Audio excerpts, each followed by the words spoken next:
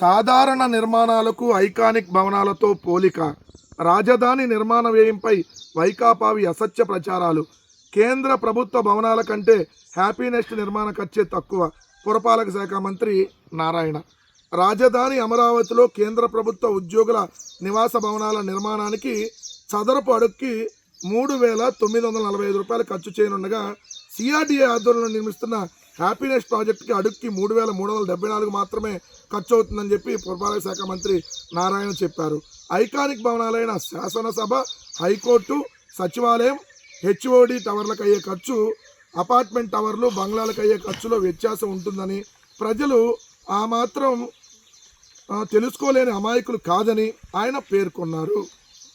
నారాయణ గారు, మీరు ఏం చెప్పాలని ఏం చెప్పేసి ఎందుకు ఇలా దొరికిపోతున్నారో అర్థం కావట్లేదు. ప్రతిసారి దొరికిపోవటం మీకు అలవాటే.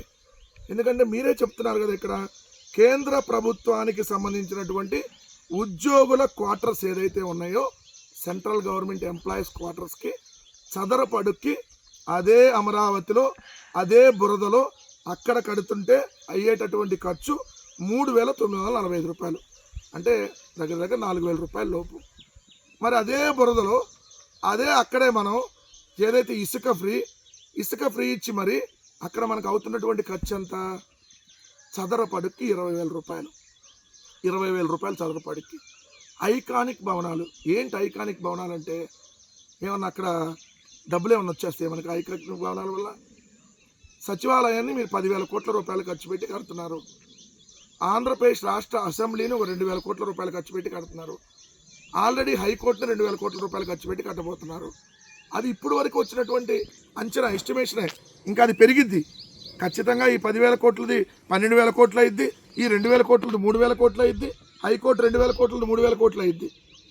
ఏదైతే మరి ఇంత పెట్టి ఎందుకు కడుతున్నారు అంటే, ఎంత అసలు ఎందుకు అయ్యిద్ది? మీరు దోచుకుంటున్నారు కాబట్టి అవుతుంది. ఎంత కేంద్ర ప్రభుత్వం చదరపాటికి 3,945 రూపాయలకు కడుతుంటే మీకు చదరపాటికి 20,000 రూపాయలు ఎందుకు అవుతుంది అంటే, మీరు ఇక్కడ దోచుకుంటున్నారు కాబట్టి అవుతుంది. ఆల్రెడీ సచివాలయం ఉంది, ఆల్రెడీ అసెంబ్లీ ఉంది, ఆల్రెడీ హైకోర్టు ఉంది. ఏంటి మళ్ళీ దాన్ని మళ్ళీ మీరు ఐకానిక్గా కట్టేది అంటే? ఈరోజు మీరు తెలంగాణ సచివాలయాన్ని ఏదో కంపేర్ చేసి చూపించి చెప్తున్నారు కదా, ఏదో 13,000 రూపాయలు చదరపాటికి అయిందని చెప్పి. తెలంగాణ సచివాలయం అయిన ఖర్చు అంతా 660 కోట్లు. తెలంగాణ సచివాలయానికి 660 కోట్లు అయితే ఆంధ్రప్రదేశ్ సచివాలయానికి 10,000 కోట్ల పైగా ఎందుకు అయింది అని మీరే సమాధానం చెప్పాలి కదా. అంటే ఇక్కడ దోచుకుంటున్నారనే అర్థం కదా. మీ దోపిడీని కవర్ చేయడానికి ఐకానిక్ భవనాలు ఏంటి? ఐకానిక్ భవనాలు అంటే ఇడ్లీ పాత్ర వంగినట్టుగా, కుక్కర్ పాత్ర పడుకున్నట్టుగా ఏదైతే ఈ గ్రాఫిక్ డిజైన్లు చూపించి అసెంబ్లీకి పైన పుల్ల పెట్టి ఆ పుల్లకు ఒక 600 కోట్లు ఏదైతే ఖర్చు అవుతుందని చూపిస్తే దీని ఐకానిక్ భవనం అంటావా? సచివాలయము, అసెంబ్లీ, హైకోర్టు కట్టడం వల్ల ఆంధ్రప్రదేశ్ రాష్ట్రానికి సంవత్సరం ఏమైనా ఆదాయం వస్తుందా? కనీసం కొంచెమన్నా దిమాగ్ మాట్లాడాలి కదా.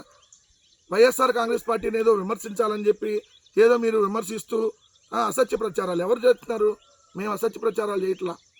కేంద్ర ప్రభుత్వం ఏదైతే 2,500 కోట్ల రూపాయలతో ఏదైతే 2 అద్భుతమైనటువంటి అద్దాల మేడలు కడతా ఉంటే, మీరు మాత్రం అదే రెండు బిల్డింగులు వాళ్ళకి అయ్యే ఖర్చు 2,500 కోట్లు అయితే, మీరు ఒక బిల్డింగ్ కట్టడానికి, ఆ బిల్డింగ్లో కేవలం అద్దాలు పెట్టడానికే 2,500 కోట్లు, ఆ బిల్డింగ్ నిర్మించడానికి 10,000 కోట్లు.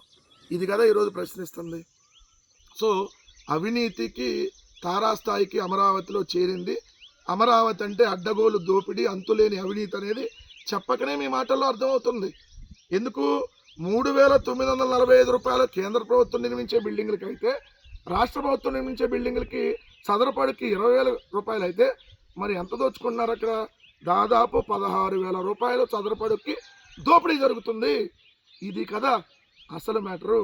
దాన్ని చెప్పితే ప్రజలకి మీ భాగవతం బండారం అంతా బయటపడిద్ది కాబట్టి వైఎస్ఆర్ కాంగ్రెస్ పార్టీ మీద విమర్శ చేస్తూ ఉన్నారు. రెండోది, ఇక్కడ ఆయన ఏమంటాడు మావిగన్ గురించి. జగన్ మావిగన్ వర్సెస్ అమరావతి అంటుంటే జనం నవ్వుతున్నారని, వైకాపా వాళ్ళే చీకొడుతున్నారని, వ్యవస్థలపై అవగాహన ఉన్న నాయకుడు ఎవరు అలా మాట్లాడరని మంత్రి నారాయణ ధ్వజపెట్టారు. అయ్యా సరే, నవ్వుతున్నారో లేదంటే రేపొద్దున మీ ప్రభుత్వాన్ని నవ్వులు పాలు చేస్తారో రానున్న రోజుల్లో తెలిసిద్ది. సో మా విధానం మావిగన్. సో ఆంధ్రప్రదేశ్ రాష్ట్ర గ్రోత్ ఇంజన్ మావిగన్. మీరు చెప్పండి, మచిలీపట్నము, విజయవాడ, గుంటూరు అనేటటువంటి ఈ మావిగన్ ప్రాంతం రాజధానిగా పనికిరాదని మీరు చెప్పగలరా? ఓపెన్గా మీకు దమ్ముంటే స్టేట్మెంట్ ఇవ్వండి.